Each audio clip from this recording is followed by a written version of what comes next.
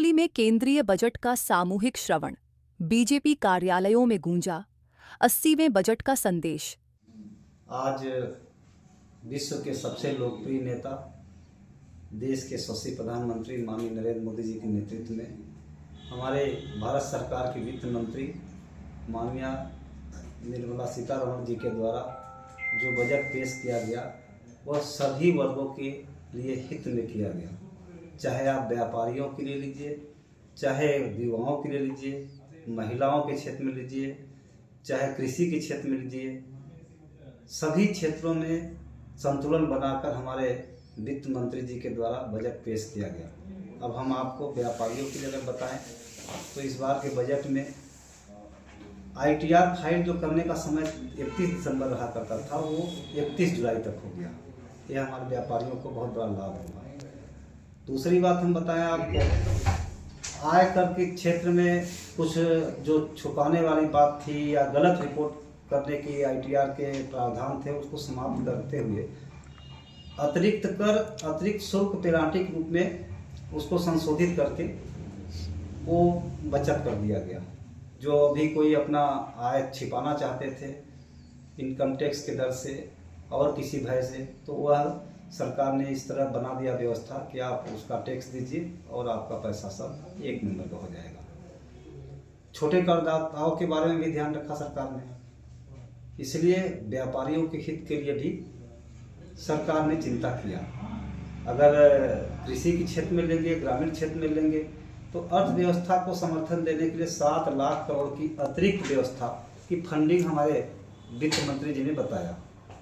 और ऋण गारंटी की भी सहायता सरकार स्वयं करेगी। युवाओं के क्षेत्र में अगर लेंगे तो उच्च शिक्षा में अतिरिक्त निवेश, स्किल डेवलपमेंट को बढ़ावा देने के लिए बजट पेश किया गया। हमारे अगर देश की आधी आबादी महिलाओं के लिए अगर बात करेंगे आप, तो देश में हर जिले में बालिका छात्रावास का निर्माण करने का बजट पेश हुआ है। ये हम आपको बता दिए बहुत महत्वपूर्ण कड़ी है। आज अगर भारतीय जनता पार्टी कहती है कि हम महिला सशक्तिकरण की बात करते हैं, महिलाओं के उत्थान की बात करते हैं, महिलाओं को बढ़ावा देने के लिए बात करते हैं, तो उस कड़ी में यह जो विकसित भारत संकल्प है माननीय नरेंद्र मोदी जी का, उस कड़ी में आप ये समझ सकते हैं कि जो बालिकाओं के लिए छात्रावास प्रत्येक जिलों में है, ये बहुत महत्वपूर्ण कड़ी है। महिला उद्यमी को वित्तीय सहायता और बाजार में जो है उनको रोजगार करने के लिए इस तरह की भी बजट में प्रावधान है। आजीविका मिशन के बहनों को भी सीधे लाभ मिलेगा, उनके सहायता के लिए बजट में प्रावधान है।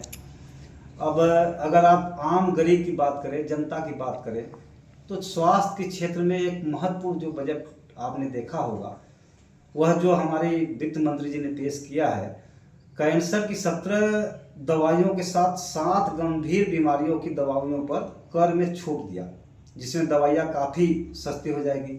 इसके पहले भी छूट था, लेकिन हमारे सरकार के द्वारा माननीय नरेंद्र मोदी जी के नेतृत्व में जो बहुत ऐसे जनमानस है जो दवाइयों के खरीदने में अक्षम होते थे, तो वो अपना आयुष्मान में योजना चल रहा है, लेकिन इसके साथ ही साथ दवाइयों में टैक्स कम करके सस्ता करने का काम हमारे प्रधानमंत्री जी ने करवाया। यह मैं अपनी ओर से और भारतीय जनता पार्टी को से बहुत बहुत उनको धन्यवाद भी ज्ञापित करता हूँ। रेल के क्षेत्र में अगर देखेंगे तो देश में 7 नई हाई स्पीड कॉरिडोर बनाने की घोषणा की गई है। उस क्षेत्र में भी, रेलवे के क्षेत्र में भी सरकार ने ध्यान दिया है।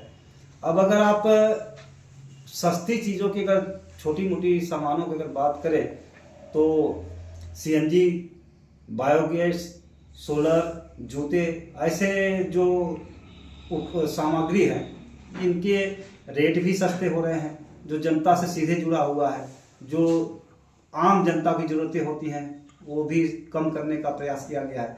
अगर हम नशा के क्षेत्र में, हमारी सरकार अभियान चला रही है, नशा के क्षेत्र में अगर जाए तो जो शराब और तंबाकू से जुड़े चीज़ हैं, जो उनसे सामग्री बनता है, उसको भी सरकार ने टैक्स बढ़ाने का काम किया, जिसमें जो नशा की प्रवृत्ति है उस पर भी लगाम लगाया जाए।